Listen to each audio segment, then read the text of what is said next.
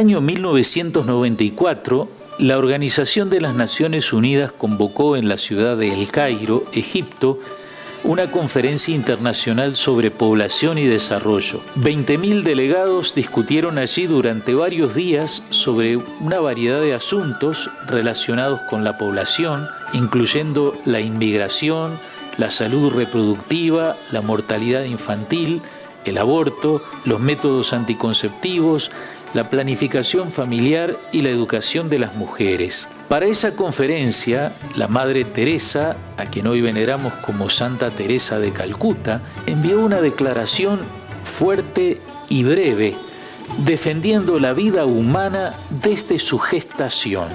Al final de su mensaje, Madre Teresa decía: si hay un niño que ustedes no quieran o no puedan alimentar o educar, denme ese niño. Yo no rechazaré ningún niño. A él o a ella le daré un hogar o encontraré padres que lo amen. Nosotras luchamos contra el aborto por medio de la adopción y hemos dado miles de niños a familias que puedan cuidar de ellos. Es hermoso ver el amor y la unidad que un niño trae a una familia. El niño es el más hermoso regalo de Dios para una familia y para una nación. Nunca rechacemos este regalo de Dios. Mi oración por cada uno de ustedes es que tengan siempre la fe para ver y amar a Dios en cada persona, incluyendo a quien todavía no ha nacido. Que Dios los bendiga. El Evangelio que escuchamos este domingo precisamente pone al niño en el centro.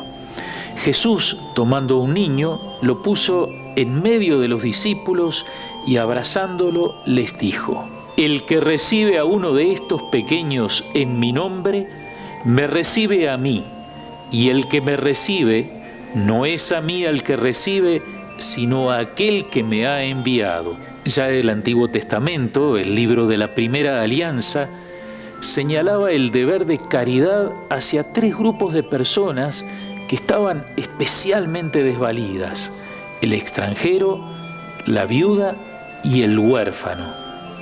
Leemos en el libro del Deuteronomio: Dios hace justicia al huérfano y a la viuda, y muestra su amor al extranjero, dándole pan y vestido.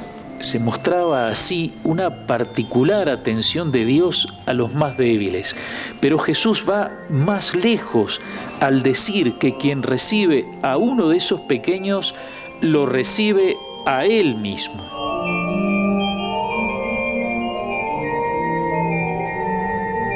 Los primeros cristianos tomaron al pie de la letra las palabras de Jesús y se preocuparon de crear hogares que recibieran a los niños huérfanos. Siglos después, aquí en nuestra diócesis de Melo, como en tantos otros lugares en el mundo y en tantas épocas, tuvo varias iniciativas de ese tipo con sacerdotes que fundaron hogares en Charqueada, Vergara, Santa Clara y Cerro Chato. Con el tiempo, estos hogares se fueron reconvirtiendo en otras obras sociales, mientras queda todavía el Hogar Cristo Rey aquí en Melo. Hoy existe una importante colaboración entre distintas instituciones de la Iglesia y de la sociedad civil con los gobiernos para llevar adelante obras de educación no formal con niños, adolescentes y jóvenes socialmente desfavorecidos. Pero volvamos a las palabras de Jesús.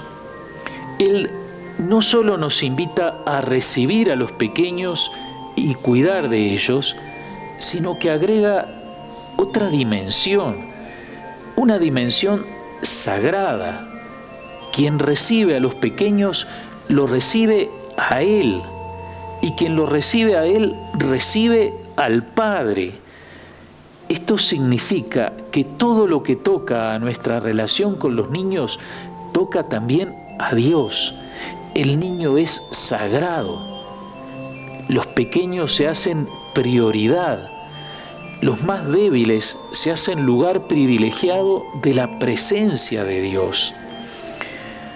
Si lo entendemos así, ¿cómo vemos los horrores por los que pasan muchos niños de hoy, despreciados, explotados, en situación de calle, convertidos en niños soldado o en víctimas del abuso sexual, a veces dentro de su propia familia, o cometidos por personas consagradas, clérigos, e incluso por todos aquellos que tenían la misión de velar y cuidar a los más vulnerables, como lo recordaba hace poco el Papa Francisco en una carta dirigida a todo el pueblo de Dios, en la que pide perdón y exhorta a pedir perdón por los pecados propios y aún ajenos, y a continuar los esfuerzos y trabajos para garantizar la seguridad y proteger la integridad de niños y de adultos vulnerables de cualquier forma de abuso. Pero las palabras de Jesús, invitándonos a recibir a cada niño como presencia de Dios, llegan paradojalmente a continuación de una discusión entre adultos. Los discípulos en el camino habían estado discutiendo sobre quién era el más grande. Tomando a un niño y colocándolo en medio de ellos, Jesús cambia el foco de la discusión y los puntos de referencia de la vida. No son los adultos deseosos de poder y grandeza los que están en el centro, sino el niño en su humildad y en su necesidad. Recibiendo a ese pequeño se recibe al mismo Jesús, que acaba de anunciar que va a ser entregado en manos de los hombres y lo matarán. Sirviendo a los más pequeños, nos hacemos servidores de Jesús, y como Él tomamos el último puesto, haciéndonos servidores de todos. Tal vez convenga aquí decir que poner al niño en el centro no significa transformarlo en su majestad el bebé, como un pequeño monarca absoluto a cuyos caprichos todos obedecen. El niño está para ser amado, pero también está llamado a aprender a amar. Necesita recibir mucho de los demás, pero también aprender a dar. Debe ser cuidado con cariño por otros, pero debe también aprender a cuidar de los demás. En su momento conocerá sus derechos, pero también tiene que conocer sus propios deberes, empezando por el respeto de los derechos de los demás. El amor verdadero no es el amor complaciente, sino el amor exigente, el que hace salir lo mejor de nosotros mismos.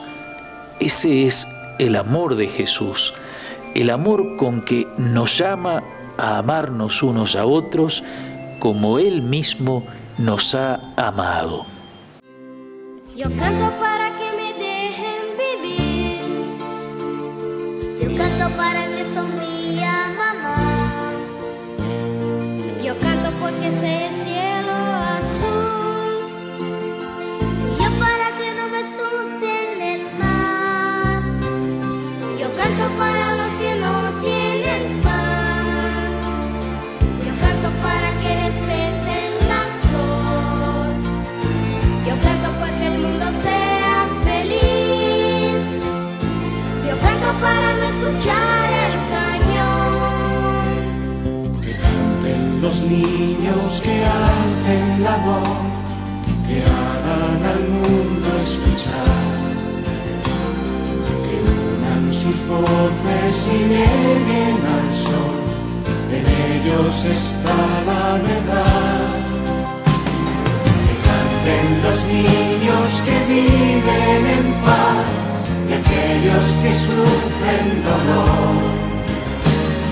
Que canten por esos que no cantarán, porque han apagado su voz.